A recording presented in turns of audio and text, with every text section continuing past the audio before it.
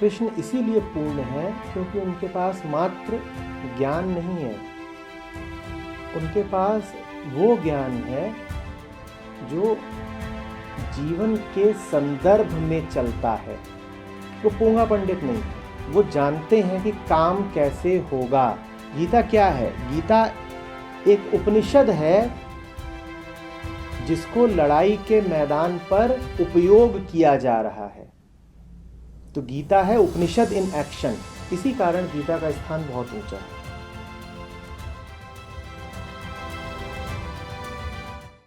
गुरुजी, आचार्य जी, मुझे एक चीज पूछा। जैसे आपकी चेतना है, जैसे ओशो रजनीशी चेतना, हम ये मांग चल रहे हैं कि आप लोगों की चेतना एक आम चेतना से बहुत ऊपर रही हुई है, रहेगी। तो क्या हम ये मांग चलें, जब ऐसे धर्म गुरु की जो शरीर छोड़ते हैं, तो क्या उनकी चेतना में इतनी वो आगे चल कर के बाद में शरीर छोड़ने के बाद क्या लोगों की मदद कर पाने के सक्षम होते हैं, या फिर वो एक आदमी की चेतना और आप जैसे लोगों की चेतना में कोई फर्क है या नहीं है? अगर है फर्क, तो क्या वो लोगों की बाद में भी जैसे सेवा कर पाते हैं, मदद कर पाते हैं? मैंने मर जाऊंगा तो भूत बन के कुछ करूंगा कि नहीं? नहीं, अगर आप कुछ नहीं, तो फिर एक अच्छे इंसान की चेतना में और उसमें। मुझे लगा आपका मुद्दा बदल गया होगा, आप भूतकाल में ही चल रहे हैं। ये कृष्ण ने बोला, मैंने बोला कि किसने बोला? अगर आप कह रहे हैं आप यहाँ इसलिए आए हैं क्योंकि आप मुझे सुन रहे हैं, मैंने कब बोला कि मरने के बाद वो चेतना निकल करके कुछ करती है या कुछ निकलता भी है? ऐसा मैंने बोला? नहीं, आत्मा को आप कहते नहीं, आत्मा तो होती नहीं है। हाँ ठीक, मैं अब उस आत्मा को मैं वो कर रहा हूँ कि चेतना, एक प्राइवेट शब्द यूज कर रहा हूँ, चेतना। हाँ, मतलब मतलब क्या कुछ तो निकलता होगा, धुआं निकलता है बहुत सारा। आप मर जाते हो तो धुआं निकलता है बहुत सारा, जलोगे तो। सपोज करो, आपको करना क्या है? मेरे मरने से आपको क्या इतना है? अभी मैं जिंदा हूँ, कुछ बातें बता रहा हूँ, सुन लीजिए। पुराना कोई मर गया, आगे मदद करेगा नहीं करेगा? अरे जो जिंदा है मदद कर रहा है उससे मदद ले लो। ये कैमरे इसलिए लगे हैं, अगर अगर मेरी जीवात्मा को ही घूम घूम के लोगों को अगर प्रेरणा और उपदेश देने होते तो ये रिकॉर्डिंग काहे के लिए होती? मैं मर जाऊंगा तो ये रिकॉर्डिंग है ना, इसीलिए तो कराता हूँ। कोई भरोसा नहीं कब मर जाए, तो ये सब रहेगा, ये देख लेना, यही भूत है।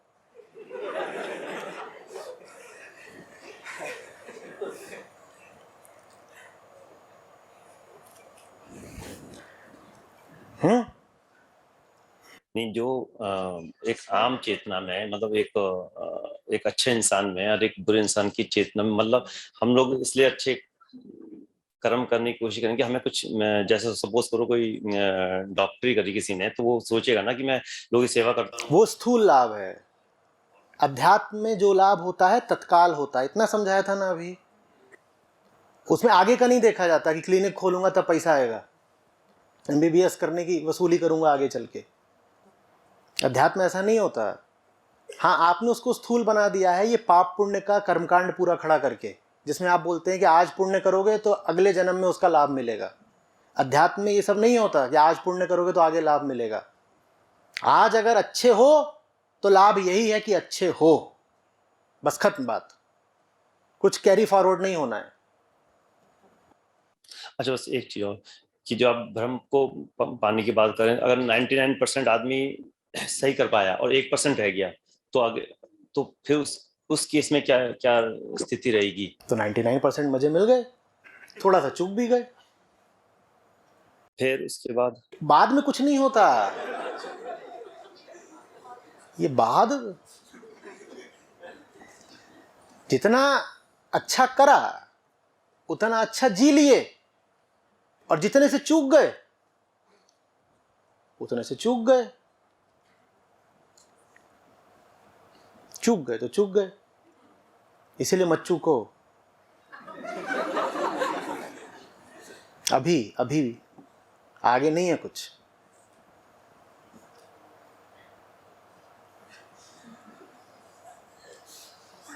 कि कौन डिसाइड करेगा कि कौन चुका कौन नहीं चुका? आप आपके जीवन में कितना आनंद है आपको पता है ना, आप जानिए, तो और कौन डिसाइड करेगा? नहीं, कोई चीज एक किसी के लिए एक चीज सही होती है। अरे आपको मौज आई कि नहीं आई? मुझे एक तरफ लगता है मैं मौज कर भी रहा हूँ, एक तरफ लगता है नहीं। तो नहीं कर रहे। वो चीज़ ऐसी होती है कि संदेह के पार की। अगर अभी लग रहा है कि पता नहीं हो रही है नहीं हो रही है, तो मतलब क्या नहीं हो रही है? जैसे दो चीजें हैं। अगर आप को अभी संशय हो कि मैं सो रहा हूँ या जगा हुआ हूँ, तो इसका क्या मतलब है? जगे हुए हो, बात खत्म। नहीं, जैसे आप एक सनातन धर्म के लिए फाइट कर रहे हैं या वो जागरूकता फैला रहे हैं, तो एक तो और एक तरफ हमें लगता है कि जो पॉलिटिकल्स अगर हम देखते हैं देश के बारे में अस्थिरता या जो भी इसमें हिंदू मुस्लिम जो भी सब समाज में हो रहा है, एक तरफ तो उस वो रास्ता है कि किस तरह से शांति आए, और एक तरफ है कि एक आपका रास्ता है कि जो आप सनातन को या हिंदू धर्म को से मतलब जो ज्ञान दे रहे हैं। तो अगर इन दोनों में से एक रास्ता चुनना हो सपोज करो, तो विच विल बी, आप किसको एडवाइस करेंगे कि पहले देश बचाया जाए या पहले सनातन धर्म बचाया जाए? देश बचेगा तो सनातन धर्म भी बचेगा।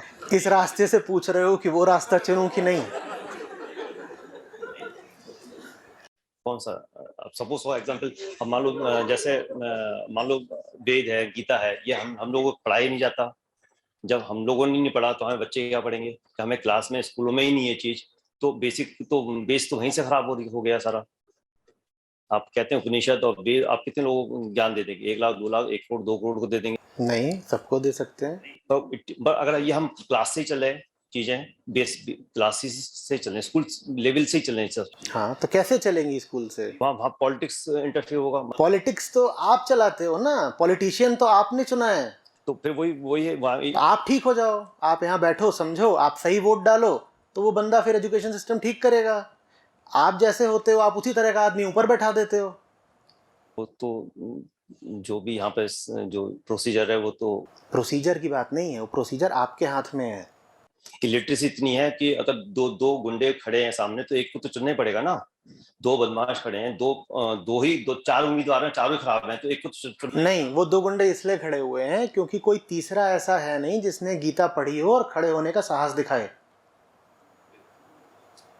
जब कोई गीता पढ़ लेता है ना, तो 2 गुंडों के सामने खड़े होने का साहस रखता है।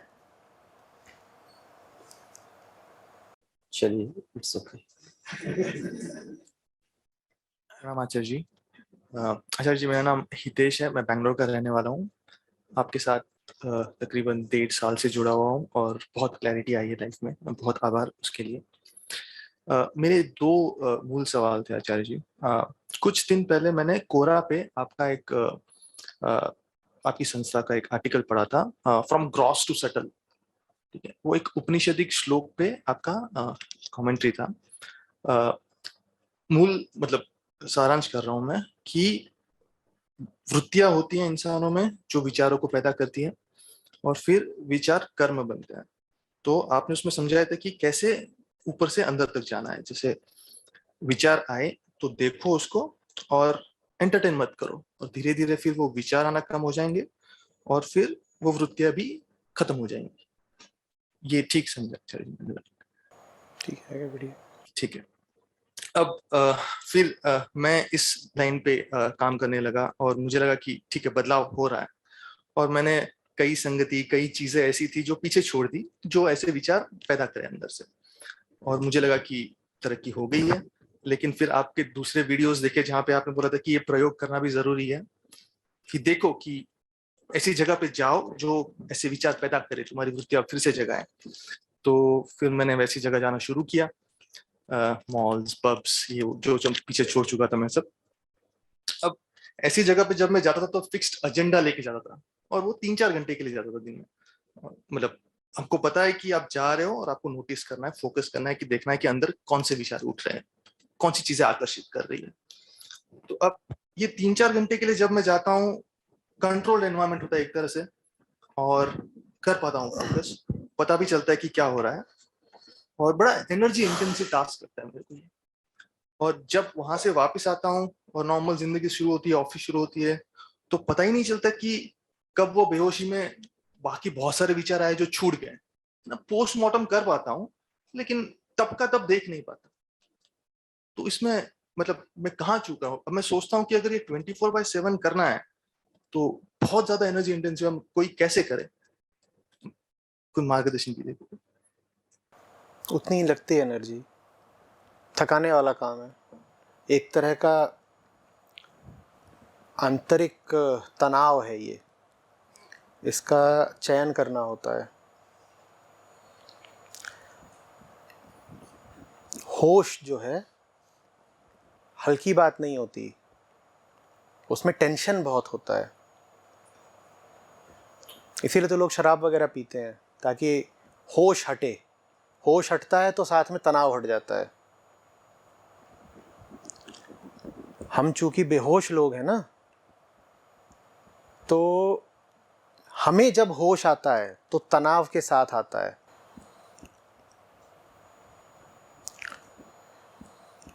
हाँ, जब होश आपका और बढ़ता है, पूरा होने लगता है, तो तनाव एकदम घट जाता है। तो उसकी वो कीमत चुकाने के लिए तैयार रहना होगा। बेहोशी के अपने मज़े हैं, बेहोशी के अपने मज़े हैं।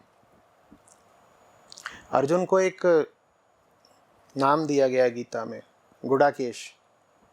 गुड़ाका माने होता है नींद और बेहोशी, नींद और बेहोशी, तमसा। तो अर्जुन को नाम दिया गया है जिसने नींद और बेहोशी को जीता। इतनी बड़ी बात है ये, नींद और बेहोशी को जीतना, तमसा। तो मतलब और साधना की जरूरत है फिर? और हाँ, जोर लगाते रहना पड़ेगा, लगातार जोर लगाता रहना पड़ेगा। मन तो चाहेगा कि बेहोशी में बह जाए, कहीं कुछ चल रहा है, आप भी जैसे कहते हैं ना, ऑफिस में कुछ हो रहा है, गो विद द फ्लो।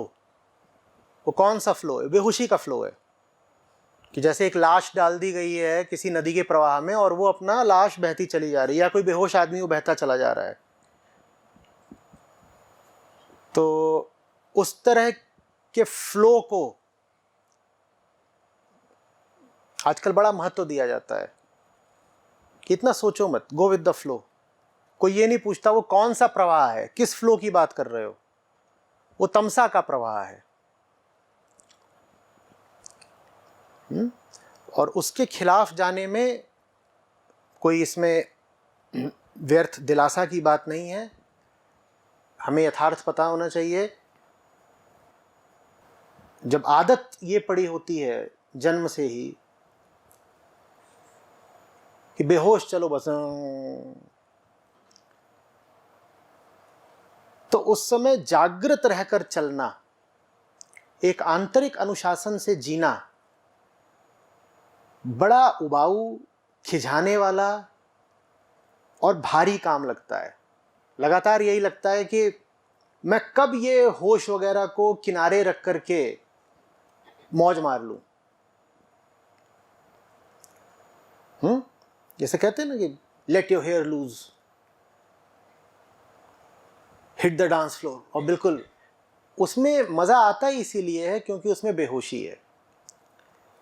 अध्यात्म का मतलब यह है कि बेहोशी का जो मजा है उससे ज्यादा बड़ा मजा मुझे चाहिए। अगर आप आध्यात्मिक नहीं हैं तो फिर तो बेहोशी के मजे ही काफी हैं, और बेहोशी में मजा निस्संदेह होता है, हम मना नहीं कर रहे। शराब में मजा होता है, नींद में मजा होता है, प्रमाद में मजा होता है। जितने काम चेतना को गिराते हैं उनमें सब में मजा होता है कि नहीं? आप गंदा खाना खाइए, भारी, बिल्कुल गरिष्ठ तामसिक, देखिए कितना मजा आएगा। लेकिन वो खाते ही आपको क्या होता है? नींद आती है। देखा, शरीर भारी हो जाता है, इधर रक्त प्रवाह कम हो जाता है और आपको नींद से आनी शुरू हो जाती है, लेकिन मजा तो आ गया। तो आपको गिराने वाले सब वो काम होते हैं जो आपको सुख देते हैं। आप उन्हें कैसे छोड़ोगे? वो काम तो सुख देते हैं। तभी छोड़ सकते हो जब उस सुख से कहीं ऊंचा आनंद आपको कहीं और मिल रहा हो। अध्यात्म का मतलब है जो बेहोशी का सुख है, मजा, मैं उससे ऊंचा आनंद पकड़ूंगा, और उसके लिए अगर मुझे जान का जोर लगाना पड़ता है तो लगाऊंगा, संकल्प दिखाऊंगा पूरा।